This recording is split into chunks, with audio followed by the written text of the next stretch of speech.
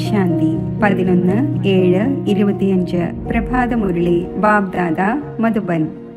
ബാബ പറയുന്നു, മധുരമായ കുട്ടികളെ, ആദ്യം എല്ലാവർക്കും ബാബയുടെ ശരിയായ പരിചയം നൽകി ഗീതയുടെ ഭഗവാനെ തെളിയിക്കൂ. പിന്നെ നിങ്ങളുടെ പേര് പ്രശസ്തമാകും. ചോദ്യം: കുട്ടികളായ നിങ്ങൾ 4 യുഗങ്ങളിലും ചക്രം കറങ്ങിയതിൻ്റെ സമ്പ്രദായം ഭക്തിയിൽ തുടർന്നുകൊണ്ടിരിക്കുന്നു. അത് ഏതാണ്? ഉത്തരം: നിങ്ങൾ 4 യുഗങ്ങളിലും ചക്രം കറങ്ങി. അവർ പിന്നെ എല്ലാ ശാസ്ത്രങ്ങളും ചിത്രങ്ങളും മറ്റും വാഹനത്തിൽ വെച്ച് 4 ഭാഗത്തും പ്രദക്ഷിണം വയ്ക്കുന്നു. പിന്നെ വീട്ടിൽ വന്ന് ഉറക്കുന്നു. നിങ്ങൾ ബ്രാഹ്മണരും ദേവതയും ക്ഷത്രിയരും ആകുന്നു. ഈ ചക്രത്തിന് പകരം അവർ പ്രദക്ഷിണം ചെയ്യിക്കുന്നത് ആരംഭിച്ചു. ഈ സമ്പ്രദായവുമുണ്ട്. ഓം ശാന്തി. ആത്മീയ പിതാവിരുന്ന് ആത്മീയ കുട്ടികൾക്ക് മനസ്സിലാക്കിച്ചു തരുന്നു. ആർക്കെങ്കിലും മനസ്സിലാക്കിച്ചു കൊടുക്കുമ്പോൾ ബാബ ഒന്നേ ഉള്ളൂ എന്നത് ആദ്യം സ്പഷ്ടമാക്കൂ. ബാബ ഒന്നാണോ അതോ അനേകമുണ്ടോ എന്ന് ചോദിക്കരുത്. അങ്ങനെയാണെങ്കിൽ പിന്നെ അനേകം എന്ന് പറയും. രചയിതാവായ ബാബ ഗോഡ് ഫാദർ ഒന്നാണ് എന്ന് തന്നെയാണ് പറയേണ്ടത്. ആ ഒന്ന് സർവ ആത്മാക്കളുടെയും പിതാവാണ്. ആദ്യം ആ ഒന്ന് ബിന്ദുവാണ് എന്നതും പറയാൻ പാടില്ല. ഇതിൽ പിന്നെ കുഴങ്ങിപ്പോകും. ഏറ്റവും ആദ്യം ഇത് നല്ല രീതിയിൽ മനസ്സിലാക്കിച്ചു കൊടുക്കൂ. 2 പിതാവുണ്ട്, ലൗകികവും പാരലൗകികവും. ലൗകികം ഓരോരുത്തർക്കും ഉണ്ടായിരിക്കുക തന്നെ ചെയ്യും. എന്നാൽ ആ ഒന്നിനെ ചിലർ ഈശ്വരനെന്നും ചിലർ ഗോഡ് എന്നും പറയുന്നു. അത് ഒന്ന് തന്നെയാണ്. എല്ലാവരും ഒന്നിനെ തന്നെയാണ് ഓർമ്മിക്കുന്നത്. ആദ്യം ഈ നിശ്ചയം ഉറപ്പിക്കൂ. ഫാദർ സ്വർഗം രചിക്കുന്നയാളാണ്. ആ ഒന്ന് സ്വർഗത്തിൻ്റെ അധികാരിയാക്കുവാൻ ഇവിടെ വരും. അതിനെ ശിവജയന്തി എന്നും പറയുന്നു. ഇതും നിങ്ങൾ കുട്ടികൾക്കറിയാം. സ്വർഗത്തിൻ്റെ രചയിതാവ് ഭാരതത്തിൽ തന്നെയാണ് സ്വർഗം രചിക്കുന്നത്. അതിൽ ദേവീ ദേവന്മാരുടെ രാജ്യമാണ് ഉണ്ടായിരിക്കുന്നത്. അപ്പോൾ ആദ്യം ബാബയുടെ തന്നെ പരിചയം നൽകണം. ആ ഒന്നിൻ്റെ നാമമാണ് ശിവൻ. ഗീതയിൽ ഭഗവാൻ വാച എന്നുണ്ടല്ലോ. ഏറ്റവും ആദ്യം ഈ നിശ്ചയം വരുത്തി എഴുതി വാങ്ങണം. ഗീതയിലുണ്ട് ഭഗവാൻ വാച, ഞാൻ നിങ്ങളെ രാജയോഗം പഠിപ്പിക്കുന്നു. അതായത് നരനിൽ നിന്നും നാരായണനാക്കി മാറ്റുന്നു. ആർക്കാണ് ഇങ്ങനെയാക്കി മാറ്റുവാൻ സാധിക്കുന്നത്? തീർച്ചയായും മനസ്സിലാക്കിച്ചു കൊടുക്കേണ്ടി വരും. ഭഗവാൻ ആരാണ്? പിന്നെ ഇതും മനസ്സിലാക്കിച്ചു കൊടുക്കണം. സത്യയുഗത്തിൽ ആദ്യ നമ്പറിൽ ലക്ഷ്മി നാരായണന്മാരാണ്. തീർച്ചയായും അവർ തന്നെ 84 ജന്മങ്ങൾ എടുക്കുന്നുണ്ടാകും. പിന്നാലെ അതിനുശേഷം മറ്റു ധർമ്മങ്ങളിലുള്ളവർ വരുന്നു. അവർക്ക് ഇത്രയും ജന്മങ്ങൾ ഉണ്ടാവുക സാധ്യമല്ല. ആദ്യം വരുന്നവർക്ക് തന്നെയാണ് 84 ജന്മങ്ങൾ ഉണ്ടായിരിക്കുന്നത്. സത്യയുഗത്തിൽ എന്തെങ്കിലും പഠിക്കേണ്ടതില്ല. തീർച്ചയായും സംഗമത്തിൽ തന്നെയാണ് പഠിച്ചിട്ടുണ്ടാവുക. അതിനാൽ ആദ്യം ബാബയുടെ പരിചയം നൽകണം. ആത്മാവിനെ ഏതുപോലെ കാണുവാൻ കഴിയില്ല, മനസ്സിലാക്കുവാൻ സാധിക്കും. അതുപോലെ പരമാത്മാവിനെയും കാണുവാൻ സാധിക്കില്ല. ബുദ്ധി കൊണ്ട് മനസ്സിലാക്കുന്നു.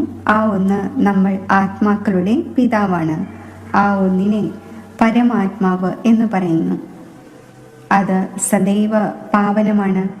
ആ ഒന്നിന് വന്ന് പതീത ലോകത്തെ പാവനമാക്കണം. അതിനാൽ ആദ്യം ബാബ ഒന്നാണ് എന്ന് തെളിയിച്ച് പറഞ്ഞു കൊടുക്കുന്നതിലൂടെ ഗീതയുടെ ഭഗവാൻ കൃഷ്ണനല്ല എന്ന് തെളിയും. കുട്ടികളായ നിങ്ങൾക്ക് തെളിയിച്ച് പറഞ്ഞു കൊടുക്കണം. ഒരു ബാബയെ തന്നെയാണ് ട്രൂത്ത് എന്ന് പറയുന്നത്. ബാക്കി കർമ്മകാണ്ഡത്തിൻ്റെയും തീർത്ഥയാത്രകളുടെയും കാര്യങ്ങളെല്ലാം ഭക്തി മാർഗത്തിലെ ശാസ്ത്രങ്ങളിലുണ്ട്. ജ്ഞാനത്തിലാകട്ടെ ഇതിൻ്റെ ഒരു വർണ്ണനയുമില്ല. ഇവിടെ ഏതെങ്കിലും ശാസ്ത്രങ്ങളില്ല. ബാബ വന്ന് മുഴുവൻ രഹസ്യവും മനസ്സിലാക്കിച്ചു തരുന്നു. ആദ്യം കുട്ടികളായ നിങ്ങൾ ഈ കാര്യത്തിൻ്റെ മേൽ ജയം നേടും.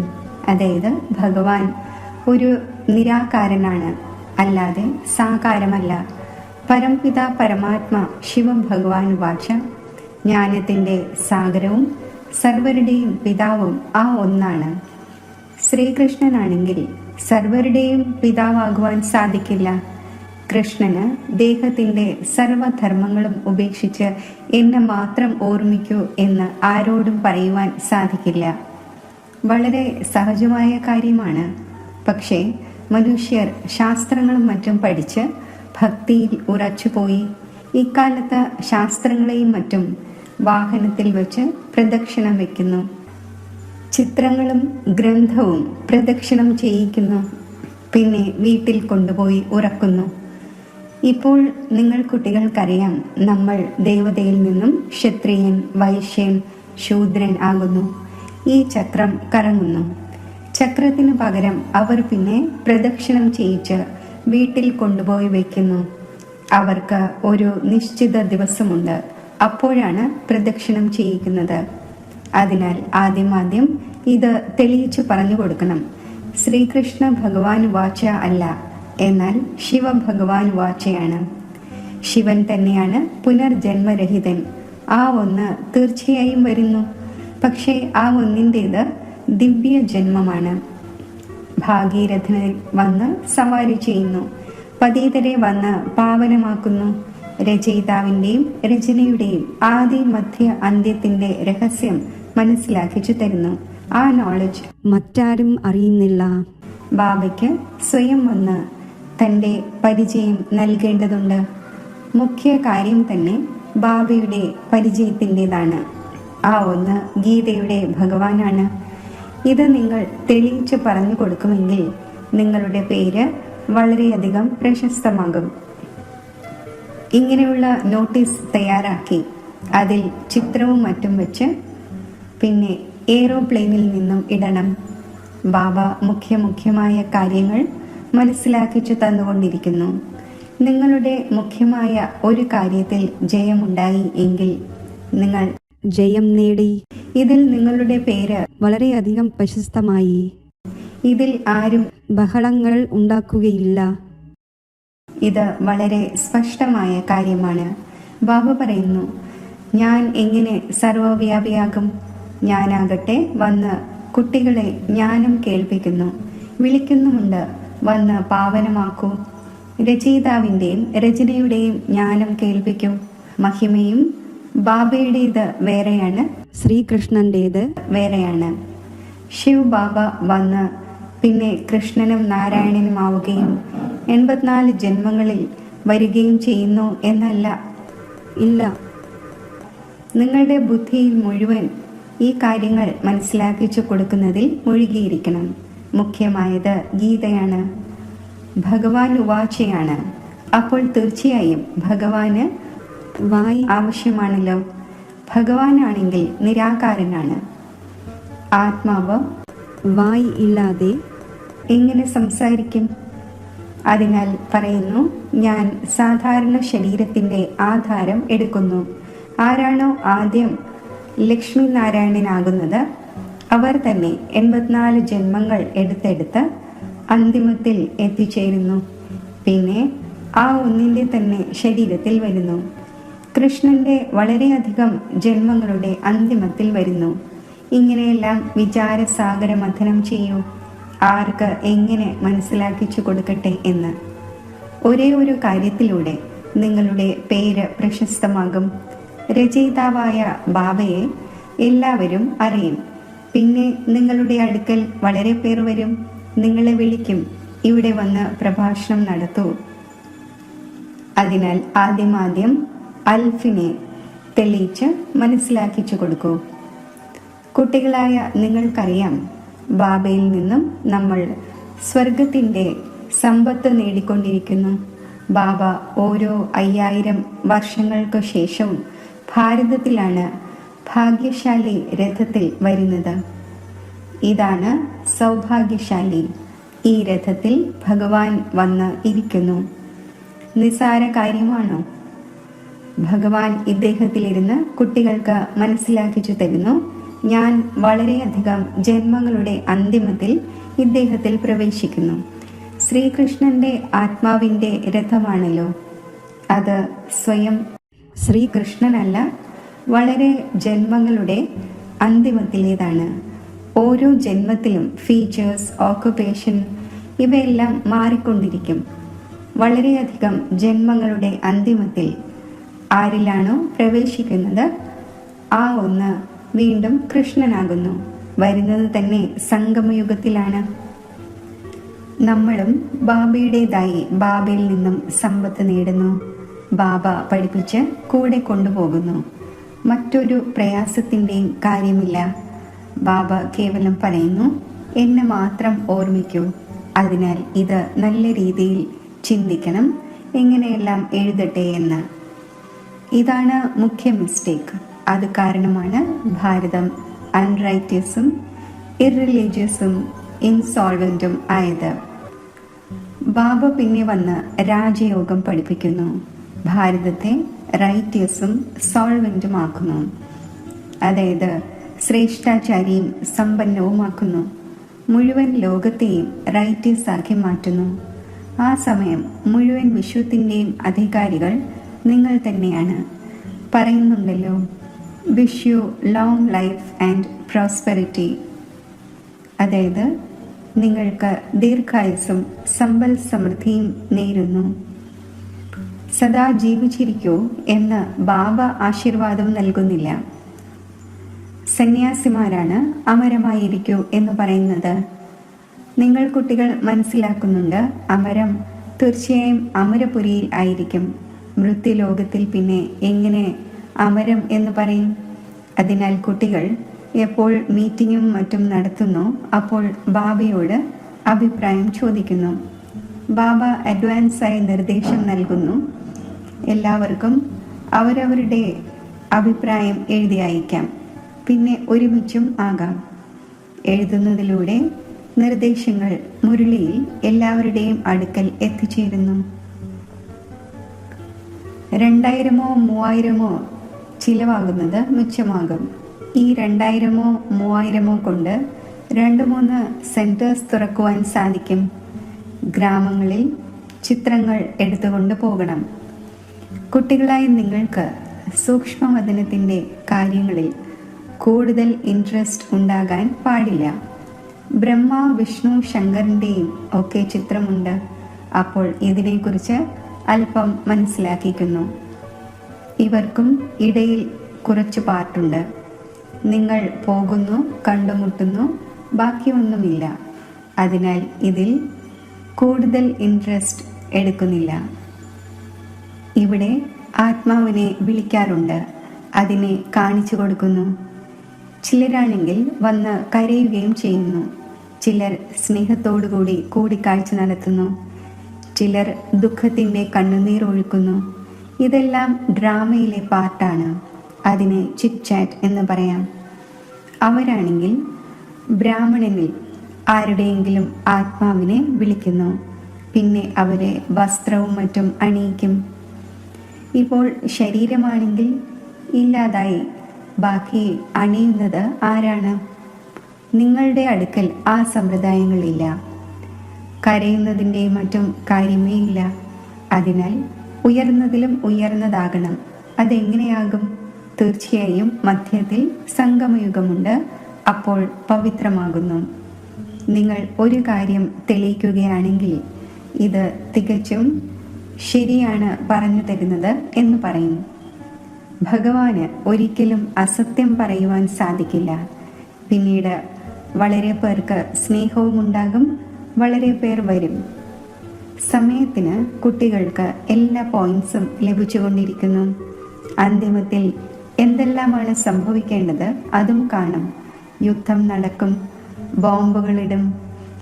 ആദ്യം മൃത്യു ആ ഭാഗത്താണ്. ഇവിടെയാണെങ്കിൽ രക്തത്തിൻ്റെ നദികൾ ഒഴുകണം. പിന്നീട് നെയ്യിൻ്റെയും പാലിൻ്റെയും നദി. ആദ്യം പുക വരുന്നത് വിദേശത്തു നിന്നായിരിക്കും. ഭയവും അവിടെയാണുള്ളത്. എത്ര വലിയ വലിയ ബോംബുകളാണ് ഉണ്ടാക്കുന്നത്, എന്തെല്ലാമാണ് അതിൽ ചേർക്കുന്നത്. അത് ഒറ്റയടിക്ക് പട്ടണത്തെ ഇല്ലാതാക്കുന്നു. ഇതും പറഞ്ഞു കൊടുക്കണം. ആരാണ് സ്വർഗത്തിൻ്റെ രാജധാനി സ്ഥാപിച്ചത്? ഹെവൻലി ഗോഡ് ഫാദർ തീർച്ചയായും സംഗമത്തിലാണ് വരുന്നത്. നിങ്ങൾക്കറിയാം, ഇപ്പോൾ സംഗമമാണ്. നിങ്ങൾക്ക് മുഖ്യമായ കാര്യം മനസ്സിലാക്കിച്ചു തരുന്നത് ബാബയുടെ ഓർമ്മയുടേതാണ്. അതിലൂടെയാണ് പാപം മുറിയുന്നത്. ഭഗവാൻ എപ്പോഴാണോ വന്നിരുന്നത് അപ്പോൾ പറഞ്ഞിരുന്നു, എന്നെ മാത്രം ഓർമ്മിക്കൂ, എങ്കിൽ നിങ്ങൾ സദോ പ്രധാനമായി മാറും, മുക്തിധാമത്തിലേക്ക് പോകും.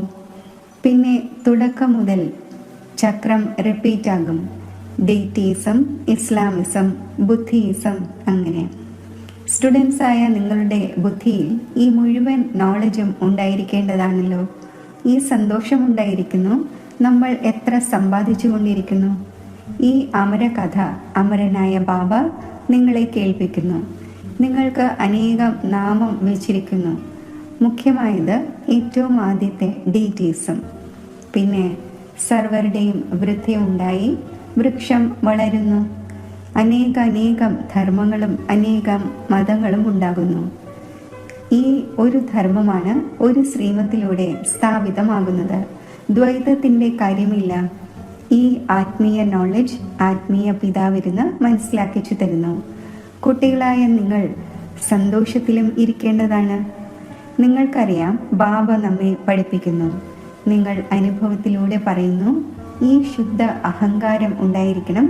ഭഗവാനാണ് നമ്മെ പഠിപ്പിച്ചുകൊണ്ടിരിക്കുന്നത്. മറ്റെന്ത് വേണം?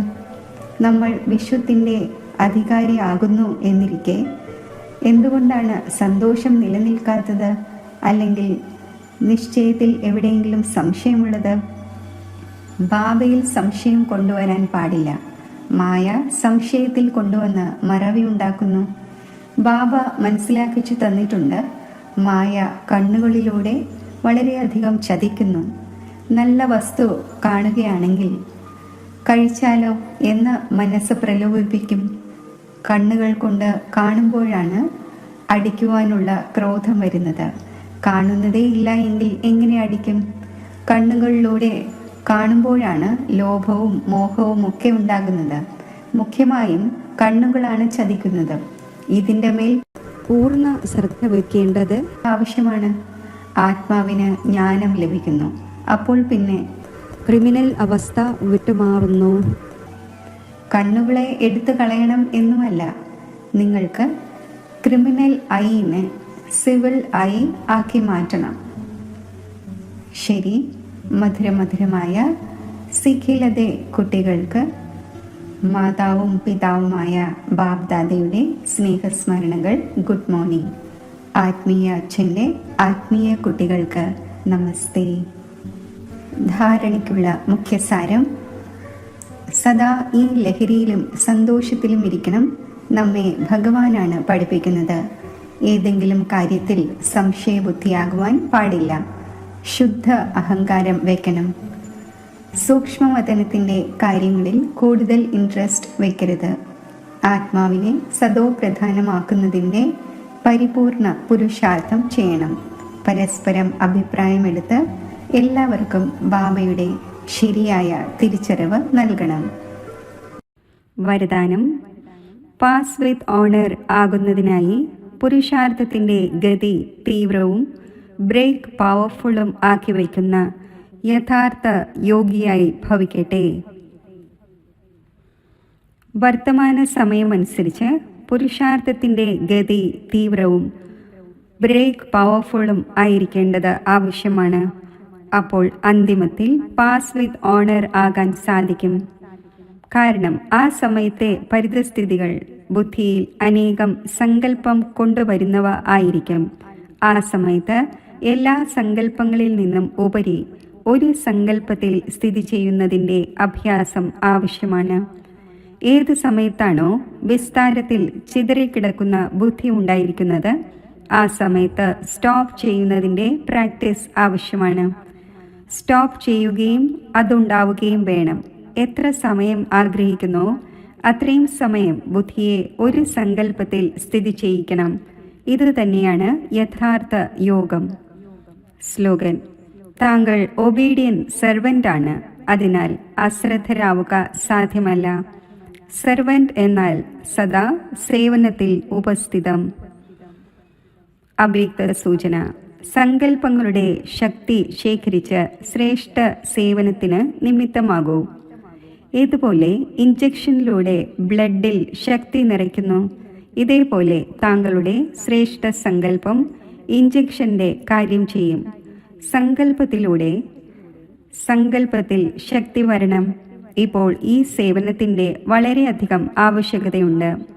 സ്വയം തൻ്റെ സേഫ്റ്റിക്ക് വേണ്ടിയും ശുഭവും ശ്രേഷ്ഠവുമായ സങ്കല്പത്തിൻ്റെ ശക്തിയും നിർഭയതയുടെ ശക്തിയും ശേഖരിക്കൂ. അപ്പോൾ തന്നെയാണ് അന്തിമം സുഖകരമാവുകയും പരിധിയില്ലാത്ത കാര്യത്തിൽ സഹയോഗിയായി പരിധിയില്ലാത്ത വിശ്വത്തിൻ്റെ രാജ്യ അധികാരിയാകാൻ സാധിക്കുകയും ചെയ്യും. ഓം ശാന്തി.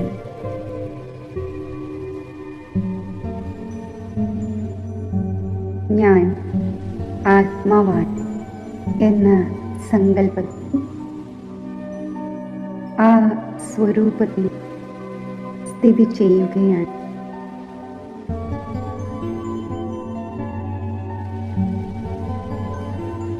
ഈ ഉയർന്ന സ്ഥിതി എന്നെ ഉപരാമമാക്കുന്നു.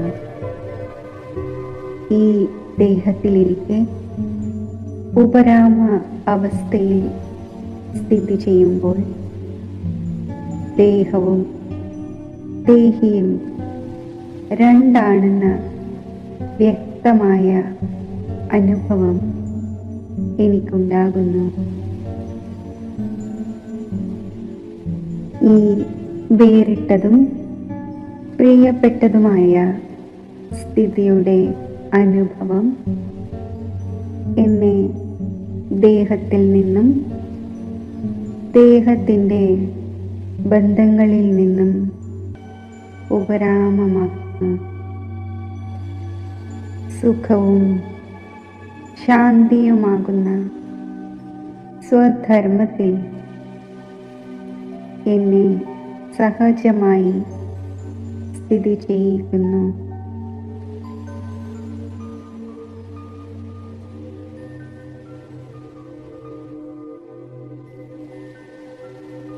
ഈ വേറിട്ട സ്ഥിതിയിലൂടെ എനിക്ക് സഹജമായി ഒരു സെക്കൻഡിൽ ബിന്ദു രൂപമായി മാറാൻ സാധിക്കുന്നു.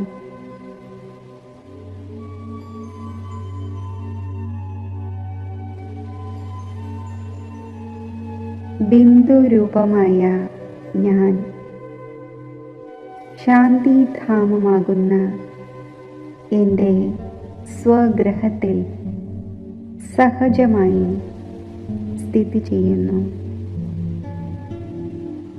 ഈ ബിന്ദു രൂപസ്ഥിതി എന്നിൽ സഹജമായി ബിന്ദു രൂപനായ ബാബയുടെ സ്മൃതി വരുത്തുകയാണ്. അതിവേറിട്ടതും പ്രിയപ്പെട്ടതുമായ ബിന്ദു രൂപമായ ബാബയുടെ സന്താനമാണ് ഞാൻ എന്ന നിശ്ചയപൂർണ സ്മൃതി എന്നിൽ ബാബയിലേക്ക് ഒരു അലൗകിക ആകർഷണവും നിസ്സീമമായ സ്നേഹവും വരുത്തുന്നു.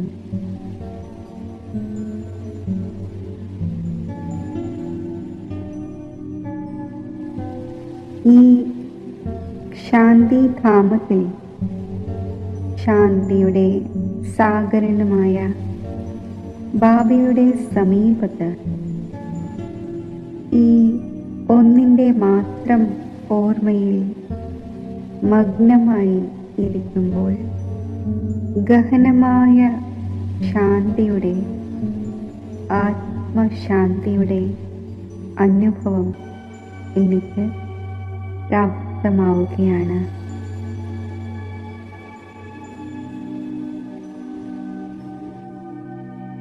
ബിന്ദുരൂപനായ ബാബയുടെ ഓർമ്മ എന്നിൽ ഉൾക്കൊള്ളപ്പെട്ടിരിക്കുന്നു. ശാന്തിധാമത്തിൽ ശാന്തിയുടെ സാഗരനായ ബാബയുമായി കമ്പൈൻഡ് സ്വരൂപമായിരുന്ന ഞാൻ ഇപ്പോൾ വിശ്വത്തിലേക്കും ഈ അനുപമമായ ശാന്തിയുടെ പ്രകാശവീചികൾ വ്യാപിപ്പിക്കുകയാണ്.